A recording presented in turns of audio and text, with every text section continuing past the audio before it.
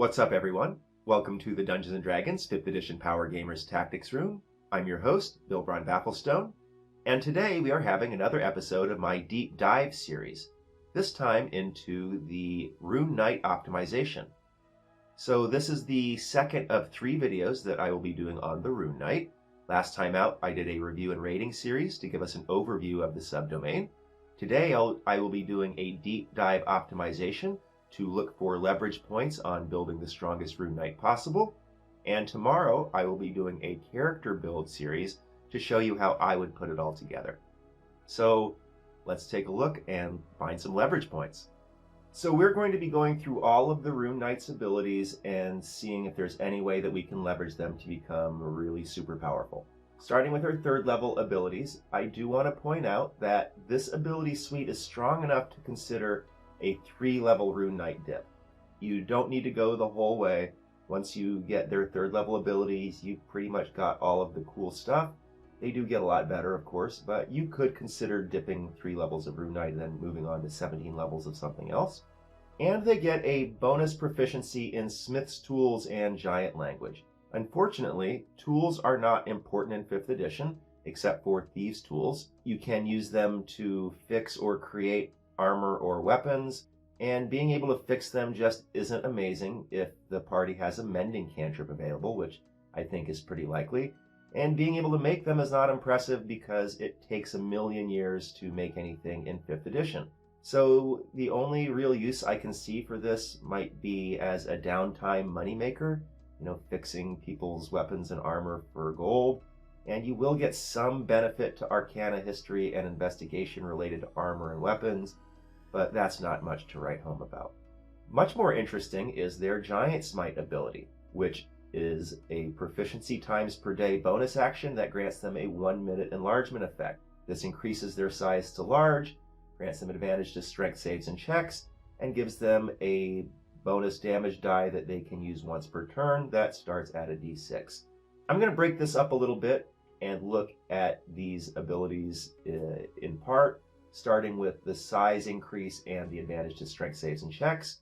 Thematically, I think this is hilarious if the base race is small or even tiny, because it doesn't apply bumps to your base size, it just shoots you right up to large.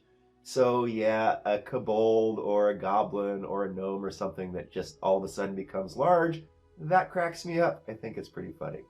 Now the large size is useful. It increases your threatened squares by 50% from 8 to 12, and that's pretty sweet normally, and even better with aura effects like Spirit Guardians or Paladin auras. Obviously to get those you would have to dip or get Rings of Spell Storing or something, but they will be very effective on a large creature. And of course, this screams for grapple and shove specialization. It just synergizes with the large size and advantage to strength checks, so it's an obvious pursuit for the Rune Knight. They can grapple and shove up to huge creatures when they are large, and they could use a potion of growth to become huge themselves and then grapple and shove up to gargantuan creatures. Potions of growth are uncommon, so only around 250 gold pieces each. That might be feasible in your campaign. If I were you, I would ask the wizard to apply the potion of growth with his familiar, and that way you don't have to use one of your own actions. And keep in mind that this could possibly become permanent if you are using the optional potion misc ability rules. There is a 1% chance. So you drink enough potions of growth and mix them with another potion, it will eventually happen for you. Although if it does, I do need to point out that's going to cause problems with mounts, because hopefully your party is smart enough to be using mounts frequently, and if you are a large creature, that means you need a huge mount, and those aren't easy to come by, so be aware. Now this will also work with the Enlarge Reduce spell, but no one's going to cast that on you. The wizard probably isn't even going to prepare it, and he's not going to want to spend his concentration just making you a little bit bigger. But you could do it yourself if you have a Ring of Spell Storing or a Spell Gem or something. And you could also choose to be a Duergar, because Duergars get to enlarge themselves once a day, once they get to 3rd level. However, I might not go in that direction because the Duergar have poison defenses, and that would replicate the poison defenses of your Storm Rune. But still, if you really like the Enlarge and the Giant Smite, that is an option. Final note, you could add a fly speed to do the grapple fly drop combo, because this is already pretty hilarious. If you start as a smaller tiny creature, we may as well just have a barrel full of laughs. Note that you can move without penalty while grappling small creatures, because when you're large, that's 2 sizes above them. And you could even move without penalty while grappling medium creatures if you are enlarged or using a potion of growth. I think this is great to stack with the Simic hybrid race, which would grant them a bonus action grapple when they make an unarmed attack, which is very good for Simic hybrids at a d6 plus strength. You might also stack it with the Tavern Brawler or Shield Master feats, because those grant bonus action grapples and shoves. But be aware the bonus actions do have to come after the attack action. That's a little annoying when it comes to shove. You'll have to work around it. You can also stack this with Skill Expert to get expertise in athletics, a huge bump, and +1 to your strength or con, because it's a half feat that can be applied to any stat. So I think Skill Expert works very nice for Rune Knight. Another thing you might consider is to ask the Dungeon Master if he allows oversized weapons, because as per the Dungeon Master's guide, these do extra damage. Large weapons do twice the base damage, huge weapons do 3 times the base damage, and gargantuan weapons do 4 times the base damage. So ask him if he's playing with that rule, and then ask him if the size increase that Giant's Might confers to anything you are wearing includes your weapons. I kind of think that it makes sense that it would. And so if that works for your DM and he allows oversized weapons, now you're doing way more damage. And even if he's not cool with your weapons growing with you because of Giant's Might, you can still carry large weapons around on a mount and use them when you activate your Giant's Might and get that bonus damage. Again, if your DM is cool with it. Last thing to note about this aspect of Giant's Might is that you should note that the large size does not automatically increase your reach to 10 feet. You need to wait to the 18th level capstone to have that ability. You will be big, but your reach will still be 5 feet or 10 feet if you're using a reach weapon. The other bonus from Giant's Might is that it adds a d6 damage 1 time per turn. So we can maximize this extra damage by gaining extra attacks, because every additional attack increases the chance that you're going to hit at least one, and you do need to hit with your weapon in order to add the extra damage from Giant's Might. But the main thing is that you can maximize your extra damage from Giant's Might by gaining reaction attacks. Remember that once per turn means that you can't use it more often with your bonus or regular action, but you can take your reaction on a different turn in the round and therefore use it again. So the easiest way to do this is with your very own action surge. You can ready the additional action and attack on a different turn in the same round.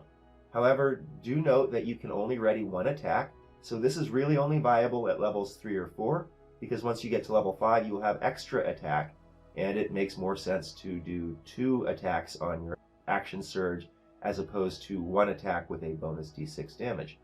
Note that you cannot combo this with haste, as the additional action from haste can't be the ready action, and that's the only way to get a reaction on a different turn.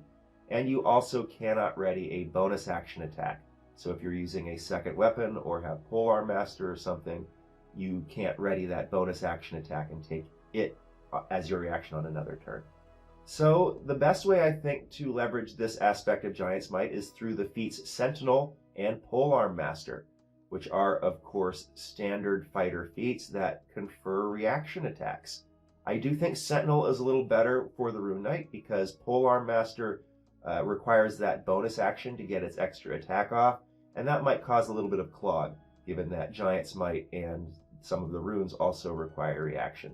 You could pick up the feat Mage Slayer and then get an extra attack when they cast a spell, and that's actually fairly interesting with Grapple.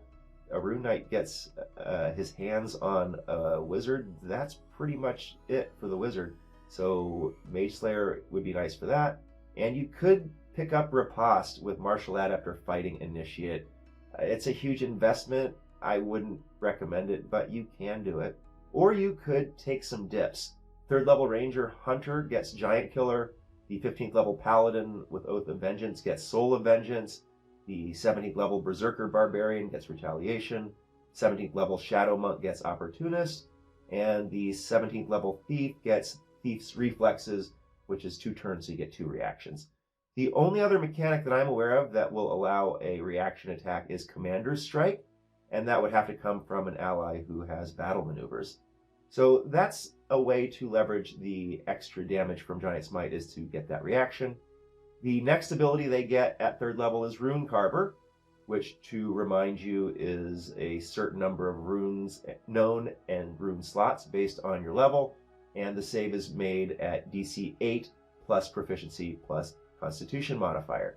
Use of the Con modifier is pretty nice to prevent multi-attribute dependence, and you can focus all of your stats mostly into Strength or Con, which would be the most important to a Rune Knight. So we're going to look at all of their runes, and I will rate them relative to other abilities in the game, starting with the Cloud rune, which, to remind you, grants advantage to Deception and Sleight of Hand checks, and once per short rest you can redirect any attack within 30 feet to a new target in range at the same attack roll. So this is amazing and should generally be reserved for a critical, unless of course this is just prior to a short rest. And note that it affects any attack roll including ranged or magic. That's great. Even better, there is no save. This goes off when you want it to go off. That's fantastic. It's also quite nice that it can support allies. Rune Knight is really good with that, with plenty of its abilities helping out the party, which I think is a really nice touch. And be aware that this ability does require sight, so you will have some problems in obscurement. All told, however, this is a fantastic rune that I give a rating of superior. Next rune is the Fire rune, gives you expertise with tools and extra fire attack with a save versus restrained and extra fire damage. And the expertise with tools can be on Thief's tools, so if you're proficient with Thief's tools, that can be interesting. It's the only tool in the game that actually has an effect. Then, of course, this is best used when you score a critical, because then you get an extra 2d6 fire damage. And the restrained and extra damage without concentration is fantastic. This is a really nice offensive rune. Now, the strength save is bad, especially as you get higher level, because the creatures tend to get really strong and big. But you can combo this with your Storm rune, which as a bonus action would allow you to impose disadvantage on the save. And you can combo it with Stunned if you have a 5-level Monk Dip or ally, because that means auto-fail on strength saves. Finally, this does not require sight, but nonetheless I consider it a rating of average. Next rune up is the Frost rune, advantage to animal handling and investigation checks, plus a one-time short rest bonus action for +2 on strength and con saves and checks for 10 minutes. So good synergy with the grapple and shove specialization. That +2 is nice. And the bonus to con saves is always nice, as is the ability to last multiple encounters. 10 minutes is pretty decent duration. But that said, I still consider this the weakest rune. I give it a rating of poor, and I don't see myself taking this rune at any point. Final rune available at 3rd level is the Stone rune. 120-foot dark vision and advantage to insight checks, plus once per short rest a reaction to force a wisdom save versus Charmed, move 0, and Incapacitated with an end of turn save in a 30-foot range. So there are no end conditions to the charm effect except for the end of turn save. That is elite, because specifically it does not end with damage.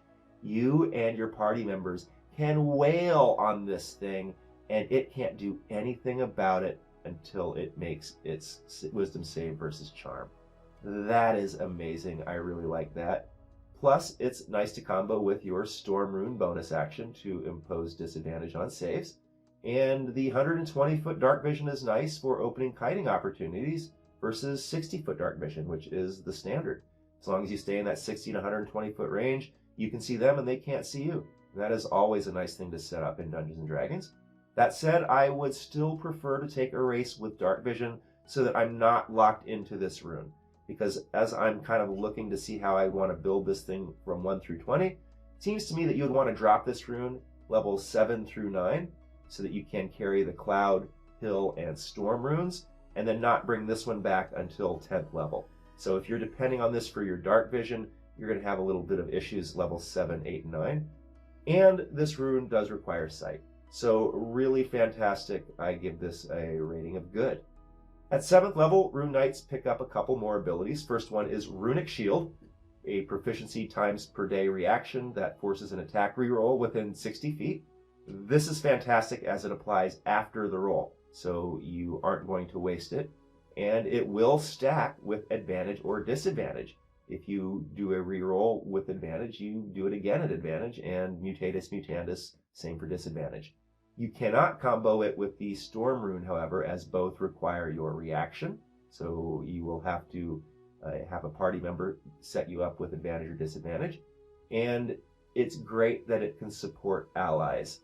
Again, I really like how the Rune Knight is such a great party member, and this ability does require sight.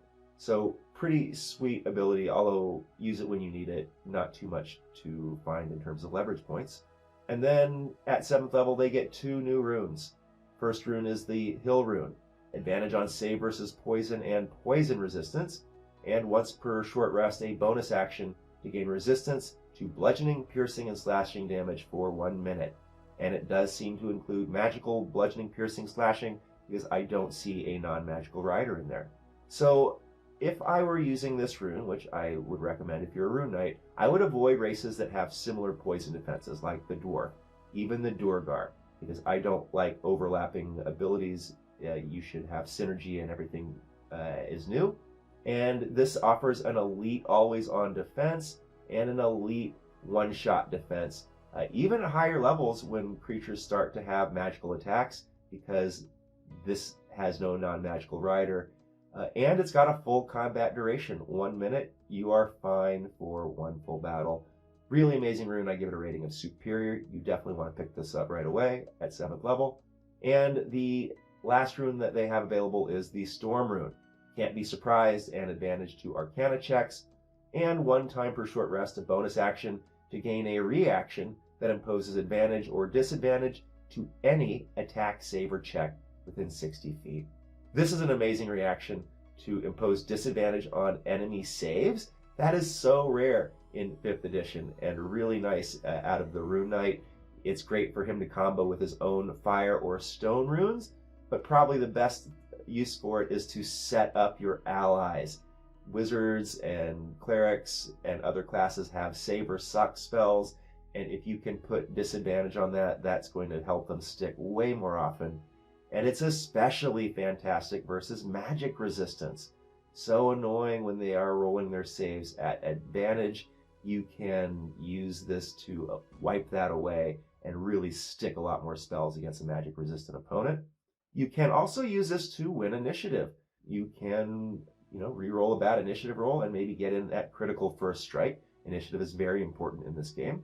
And you can use it with your own grapple and shove attacks. That's going to kind of be your specialty, and being able to get advantage on your roll or disadvantage on his roll is pretty sweet. Note that the Never Surprise rider does devalue Alert a little bit, because Alert offers 3 abilities and one of them is this, so to you it only offers those 2. And as such, I think it increases the relative value of blind fighting, because Alert and blind fighting are very similar. And I personally prefer Alert a little better because I'm defensive oriented. But because of this, I might opt for blind fighting instead if I had the choice. Again, a great ability that can support your allies and does require sight. And I give it a rating of superior. Both of these runes, the Hill Rune and the Storm Rune, are fantastic. Take both of these at 7th level and never look back. At 10th level, the Rune Knight gets the Great Stature ability, a cosmetic addition to your height, plus a slight bump to your Giant Smite damage. That's really unimpressive because it's only applied once per turn and not once per attack. And there's really nothing to synergize here. Just keep doing what you've been doing. And the 15th level ability, Master of Runes, is pretty similar.